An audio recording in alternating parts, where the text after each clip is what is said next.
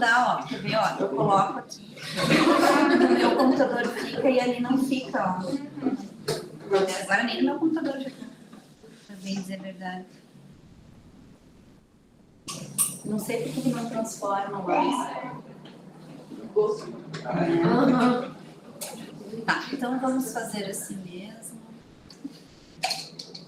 Muito bem. Então tá, Ju. Vai lá, quando quiser começar a gravar. Já tá gravando. Mas eu prefiro... Tá. Então pode começar. Então tá, boa noite, pessoal. Meu nome é Camille Ribas, eu estou aqui representando o Pacto, Programa de Apoio aos Cuidadores da Terapia Ocupacional, que em parceria com a Prof. Aline, do Direito, da Universidade Franciscana, a gente vai ter, então, uma fala informativa sobre direito do consumidor e processo de envelhecimento. O Pacto, então, agradece, né, a presença dos alunos, da professora, e passa a palavra. Muito obrigada, Jamile, pela recepção. Então, hoje a gente vai conversar um pouquinho sobre essas questões relativas ao direito do consumidor na interação, né, com o público da pessoa idosa. Então, os alunos prepararam algum materialzinho aqui que contém dúvidas mais frequentes em relação a esse nicho, né, do consumo. Vivemos todos numa sociedade de consumo e é importante que tenhamos, né, essa consciência de que pela condição de muitas vezes fragilidade ou distanciamento em relação às tecnologias, a pessoa idosa, então, ela é protegida de uma forma especial, tanto pelo seu estatuto específico, como pelo Código de Defesa do Consumidor. Então, agora vou passar a palavra para os alunos que fizeram essa pesquisa para trazer algumas perguntinhas sobre isso. Olá! Alguém vai falar? Começa a apresentar. Boa noite, pessoal. Então, estamos aqui hoje com a turma do Direito UFN, os alunos da manhã e os alunos da noite, para trazer alguns questionamentos e algumas informações a respeito do direito do consumidor e situações que podem serem muito comuns na vida de consumidores hipervulneráveis. A gente tem aí no slide, então, a informação do que significa. Que ele vem para tentar trazer a igualdade para as relações de consumo, né? Porque a gente sabe que tem uma parcela da população que tem condições de fragilidade e um risco expositivo, principalmente as pessoas idosas, que se tornaram alvos de práticas abusivas, e é uma representante muito exemplificada dessa parcela, é um exemplo que a gente consegue trazer para dentro do direito do consumidor e expor exatamente esses riscos de fraudes, dificuldades que essas pessoas sofrem. Então, vamos passar aí para o próximo. A primeira questão aborda as compras virtuais, né, as dificuldades que essa parcela encontra para realizar essas compras, dificuldades, os golpes, muitas vezes, que essas pessoas estão expostas, a dificuldade de inserir, muitas vezes, os dados, de concluir a compra e serem seduzidos por propagandas enganosas, sites fraudulentos também. A próxima é em relação aos aplicativos nos celulares. Se as pessoas idosas têm o costume de ler os termos, né, que a gente sabe que é uma dificuldade até mesmo para a gente, muitas vezes a gente aceita e está de acordo sem mesmo ler, mas na maioria das vezes esses termos comprometem muito os dados pessoais nossos e às vezes tem acesso a informações que a gente nem imagina. Então, se já é comum para nós e difícil prestar atenção nisso, eu imagino a dificuldade que essas pessoas que não têm muito contato com a tecnologia enfrentam também, né? Aí a gente trouxe a questão da publicidade enganosa de produtos extremamente apelativos, mas que para essas pessoas que estão recém se habituando com a internet acreditam que possa ser verdade, porque eles são muitas vezes oferecidos de uma maneira que parecem ser reais, por exemplo, produtos emagrecedores, produtos de saúde, ou até mesmo sites que vendem coisas muito baratas e acabam nunca entregando, enfim. A gente trouxe o questionamento se vocês têm o costume de verificar a veracidade, a fonte do site, quem que está fornecendo, se alguém já comprou, se vocês têm o costume de ler o feedback e etc. Outro questionamento é em relação se a loja, o estabelecimento que você comprou o produto, tem o dever de trocar o produto que vem com defeito e como se portar diante disso, né? Um produto que vem defeituoso, se vocês sabem do direito que vocês têm um dia até o estabelecimento solicitar a troca, como que vai funcionar esse processo, se, no caso, oferecerem outro produto ou não quiserem trocar, como agir diante disso. E aí um slidezinho de 9 direitos do consumidor em compras online também, que é bem interessante de ler. Aí, em questão, em relação às mensalidades do plano de saúde, né? Após os 60 anos, essa mensalidade ela não pode ser reajustada por faixa etária. Isso é muito importante, porque tem muitos planos de saúde que abusam disso e as pessoas, por não terem essa informação, acabam acreditando, né? Então, também é uma informação bem legal a se ter como conhecimento. Aí, também, só para complementar a informação anterior, esse reajuste é considerado como um ato discriminatório, gravíssimo, né? Então, eles não podem realmente reajustar esse valor por mudança de faixa etária. Apenas até os 60 anos. Você costuma reivindicar a cobrança de gorjeta, que muitas vezes é inclusa nas comandas dos bares e restaurantes. Essa também é uma situação que acho que acomete todo mundo. Muitas vezes os restaurantes impõem essa taxa, como se não fosse possível optar pelo não pagamento, né? E se às vezes fica difícil para a gente sair dessa situação, a gente se sente meio coagido a pagar, eu imagino que seja muito difícil para uma pessoa idosa que provavelmente não tem esse conhecimento também. E acabam que, por ser essa população hipervulnerável no direito do consumidor, eles acabam tirando um proveito disso, por verem que a pessoa é idosa e não tem conhecimento, enfim, às vezes até cobrando mais do que deveria ser cobrado e não deixando claro que poderia ter a opção de não realizar esse pagamento, né? Acho que começa o nosso. Ok. Boa noite. As perguntas que foram faladas pela Fê até agora foram pela turma do noturno. Agora a gente vai falar nossas perguntas que foram feitas pelo turno do diurno. Se alguém quiser ir falando enquanto eu vou ler.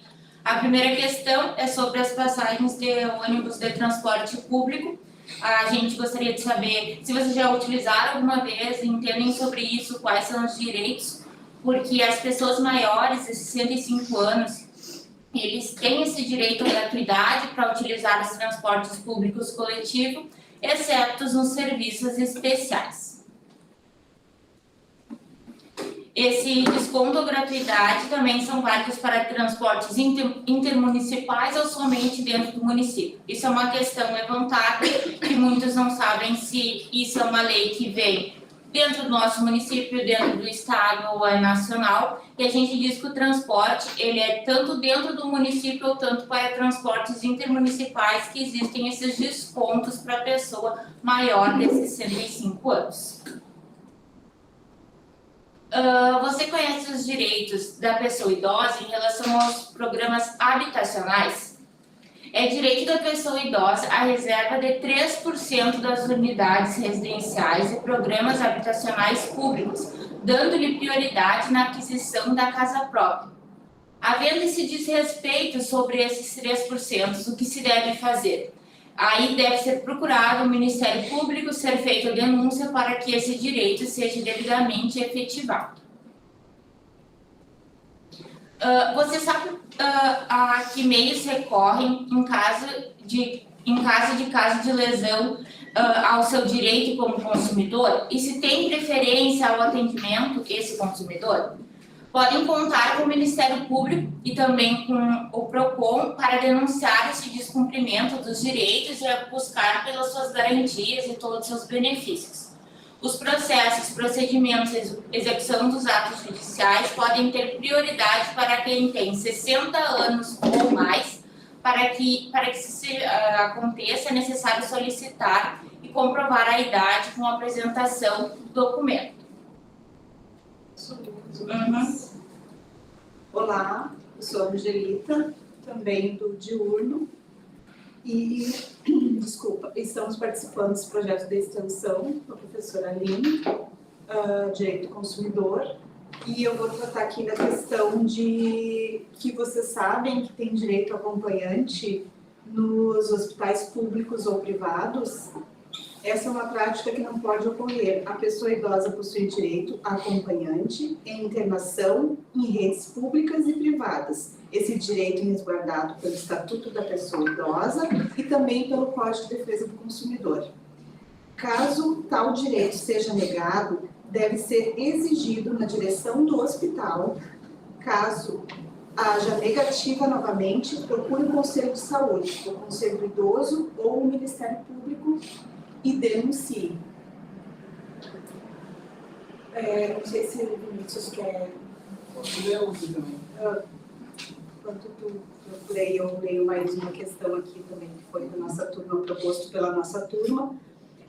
Vocês sabiam que é legalmente assegurada a prioridade especial aos maiores de 80 anos de idade, atendendo-se às suas necessidades, sempre preferencialmente em relação aos demais idosos? Pois bem, em 2017 houve uma alteração no Estatuto da Pessoa Idosa para incluir a chamada prioridade especial, que determina que pessoas com mais de 80 anos devem ter atendimento prioritário em relação às demais pessoas idosas.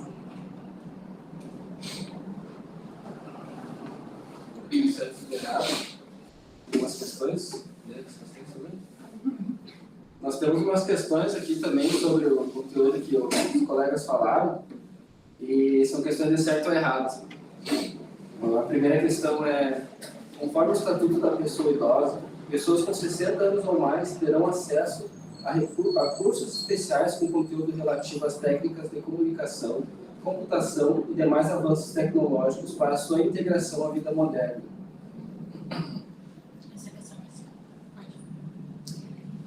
Então, a gente estava separando, né, algumas coisas e o que mais acentuou em relação a essas questões do direito do consumidor no processo de envelhecimento era relativa a essa questão tecnológica, o distanciamento que a gente tem muitas vezes, né, dos avanços muito rápidos e dinâmicos de um lado, e a questão de não ter acesso a um conhecimento de outro, né? A prova está que essa nossa fala era para ser uma fala interativa e acabamos fazendo esse recurso aqui de fazer uma pequena gravação. Justamente um dos motivos é isso, né? Como utilizar as tecnologias de um modo saudável e adequado. Então, todos nós temos dificuldades.